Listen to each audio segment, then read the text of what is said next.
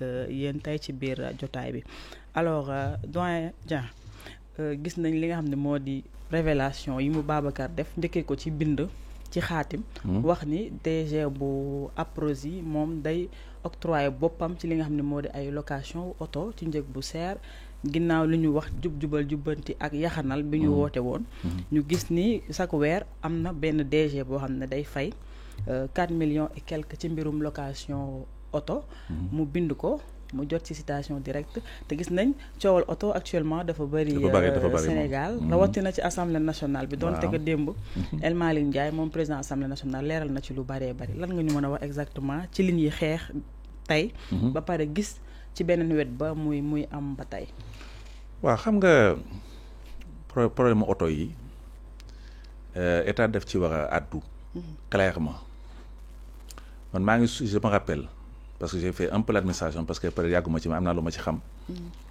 oto yi dañ leen réglementé woon suivant le nombre de la puissance des véhicules ñu ne directeur général warul am oto bu passé nangam chevaux directeur général warul ministre warul passé nangami chevaux donc c'était clair donc loolu réglé wuñ ko moo tax coow li ngay dégg assemblée ñuy wax ay oto yu jar 50 millions ak yu jar 50 millions mais fekkoon dañu raisonné en termes de chevaux ñu ne fonctionnaire de la hiérarchie A wala directeur wala nangam lii la am droit kon xëy na coow li boobu ba tey ñu ne ci problème oto député yi te c'est pas la première fois député am oto maa ngi leen di wax fii keroog jamonoy Senghor ay DS leen doon jëndal alors DS yi leen doon jëndal ca jamono lu xawoon a yéeme la waaw mais sénégalais demoon nañu ba xam ne jàpp na député rek war naa mën a am oto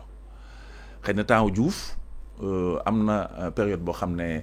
ak ajustement yi amoon xëy na amul woon assez d'argent donc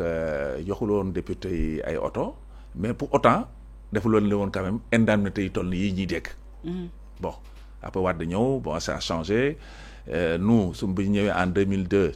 à l'Assemblée nationale parce que comme ni ma la ko waxoon ba le passé j'étais directeur du trésor de l'Assemblée donc question yooyu man am naa lu ma ci xam loolu réglé nañ ko ba mu yàgg te coow li yëpp amul lan moo mën a tax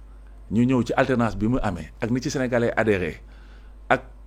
gagné dès le premier tour nga xam ne les gens sont très positifs disposés à accepter beaucoup de choses lan moo tax coow li musul am Sénégal tey am na fi donc man pour man loo ci mën a wax rek ay erreur de communication am na ci. d'accord parce que erreur de communication boobu peut-être ci laa lay fekk parce que gis nañ démb moom El Malick dafa accordé benn entretien spécial ak waa RTS mu ngi expliquer le cas de Bassirou Fofana mooy journaliste bi nga xamante ne génte nañ ko prison ci affaire diffamation daanaka sax suba lañ ko war a àtte moom mi ngi leeral li nga xam ne moo di mbirum oto yi ni mu demee parce que moom El Malick jàpp na ni oto yi dafa am ay manipulation yu ci nit ñi di wundu peut-être. et que xamuñu naka la demee parce que dafa jàpp ne ni ñu doon fay chaque weer 900 000 francs loolu bu ñu ko dajalee war nañ ci mën a am ab oto boo xamante ne comme que changement dafa am ci législature bi pour bu ñuy dem sur le terrain mu mën a nekk oto bu adapté wu ak seen ay déplacement man déglu naa président assemblée nationale man dama jàpp ne président dañu ñoo far man bu ma sañoon du ma ko critique mais nag je pense que aussi communication bi am na ay erreurs yu ci am mais aussi dafa xaw a bari ndax ba dara dul dara nga xam ne kenn waxagul dara la commencé ne gën di indi waxu oto ba pare ne j'assume bay wax ne ay députés yi jël ay cak-cak ak ay jakarta xam nga déjà moom aussi moo installé la polémique ak taxi waaw vraiment nag dëgg moom mënul romb ay nopp dëgg naa li muy wax base bi muy déparé muy les 900 000 base boobu d'abord moo valable c'est une fausse hypothèse de départ parce que c'est une situation exceptionnelle boo xam ne Sénégalais mosu ci ànd député bu simple li ñu tuddee député simple bëgguñu ko dégg d'ailleurs mais c'est l'appellation parce que député yi mais est-ce que tamit xel mën na nangu le fait que moom mu fekkoon ñu leen koy jox te depuis décembre le 2 décembre ba ñu installé législature bi ba tey député yi jotuñu seen 900 000 ah. waaw xaaral rek mu daal ma expliquer la fii xam nga député dama la woon na les bizarreries du régime que Macky Sall avait installé ici au mépris des lois des règlements fait ce qu'il veut député salaire bi 3 niveaux la bii 1,3 million la doon gagné bii 1,6 million bii 2 millions donc supposons qu'il gagne un salaire de 1,3 million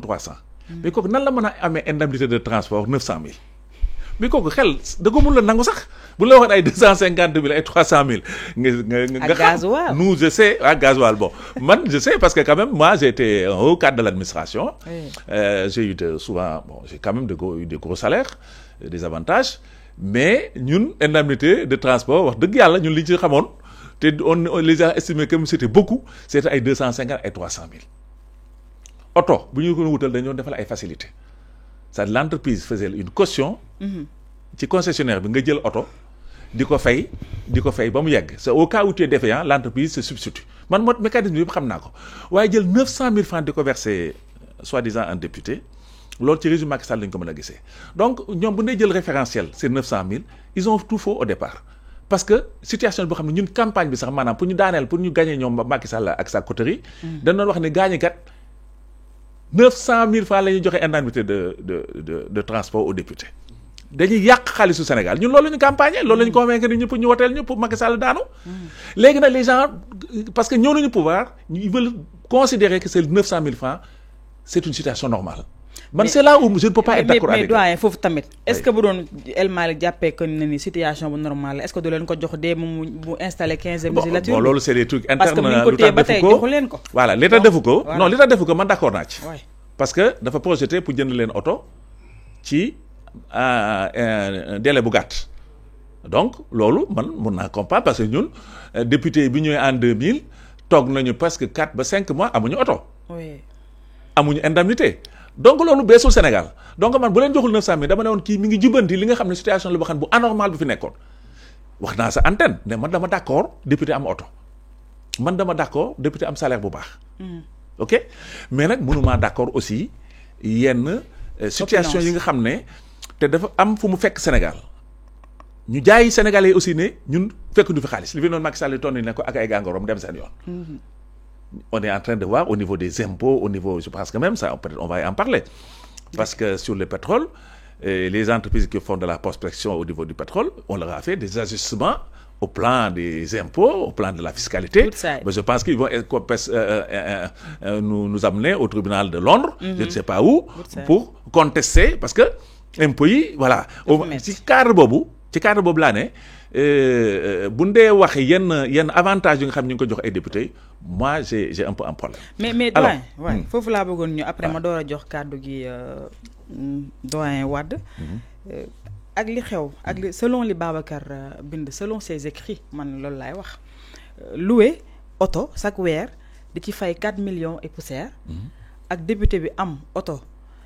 ci diir bu 5 ans su paree delloo ko. oto bu yaxan bu bakkene macha allah ñaari situation yooyu noonu yow ban nan nga ko gisee en fait par rapport ak démb ñu gis benn honorable député boo xam ne handicapé la je peux citer son nom Awa Seck son nom tel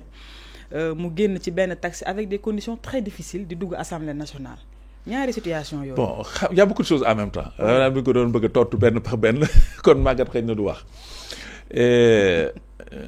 D'abord la grande révolution mooy lan. oui. ñu fexe ba handicapé accéder à l'Assemblée nationale pour man déjà loolu c'est extraordinaire parce que kooku ngay wax de façon normale tous les jours mi ngi dugg ay taxi mi ngi dugg ay c'est pas voilà man dama ko rafetlu man bi ma gisee mu dugg si j'ai dit le président Diomaye Faye le régime notre régime on a contribué à faire gagner le président de la République. J'ai dit ils ont fait une avancée majeure en direction des personnes en situation de handicap. Oui. Comme en France, dans un gouvernement, on est obligé de les mettre en handicapés. Parce que une société qui ne peut pas s'occuper de ses handicapés, c'est pas une société avancée. Donc man déjà man lecture boobu laay njëkk a def plutôt que day wax ne di ko filmer muy wàcc oto di kii bon man non man dama gisee noonu alors rapidement. ci li Babacar wax. Babacar d'abord des journalistes boo xam ne dafa nekk en situation de veille d'abord liggéeyam la ñaareel ba. Est-ce qu'il ne rend pas service à notre régime politique en posant des alertes c'est ça le rôle du journaliste. Maintenant ci cadre boobu daf koy argumenter contexte bi mooy lan avec le gouvernement sortant le gouvernement du président Macky Sall. État du Sénégal dootu jënd oto beaucoup de directeurs dootuñu jënd oto députés yi da leen jox 900 000. oui. alors situation bi mu créé directeur yi jënd lu leen oto dañu war a louer oto. fa la lobby oto yi jógee ah. waaw on sait on les a vus sur le VDN. ñoom ñëpp seen responsable seen compte yëpp. ils sont devenus des concessionnaires de voitures di nekk ci ay oto doomu président Macky Sall lui-même Amadou Sall s'est fait beaucoup d'argent avec les histoires de voitures. donc situation boobu moo nekk ci dëkk bi bon ce directeur amul oto jëndul oto peut-être autorisé nañu ko à louer des véhicules. man débat bi d'abord foofu la nekk sur ce principe là parce que ñoom bu ñu loué je disais tout à l'heure à quelqu'un ma ne ko yow peut-être da nga am problème oto moo tax 4 millions effectivement c'est scandaleux mais boo amee droit ci louer oto boo xam ne d'un certain confort en moyenne ici hein le voiture de luxe 200 000 francs ci voiture de luxe par jour c'est la moyenne 10 jours ça fait combien? Ça fait déjà 2 millions donc le problème n'est pas le montant mais sur le principe un directeur général installé d'aller louer des voitures man débat bi man foofu laa ko situé mais montant bi une fois que ñu autorisé la na la quand même que mën nga louer ay oto te encadré wuñu cette décision là c'est la porte ouverte à tous les excès. Oui. Donc man li ma gis mooy Babacar a posé une alerte ce DG s'il est en situation boo xam ne il a des arguments pour s'expliquer man de wax dëgg yàlla bu doon mën a mais coow yi ay citation directe ak yooyu yëpp ay sommation interpellative man duma ci fekk je fais droit de réponse day may def sama droit de réponse ne ko man j'estime que vous êtes trompé parce que ça et ça et ça et ça le débat il est clos on va ensemble. Merci beaucoup man aspect boobu vraiment laa gis ci problème oto yi évidemment en attendant de revenir un peu sur oui ma nuyu doyen permets-moi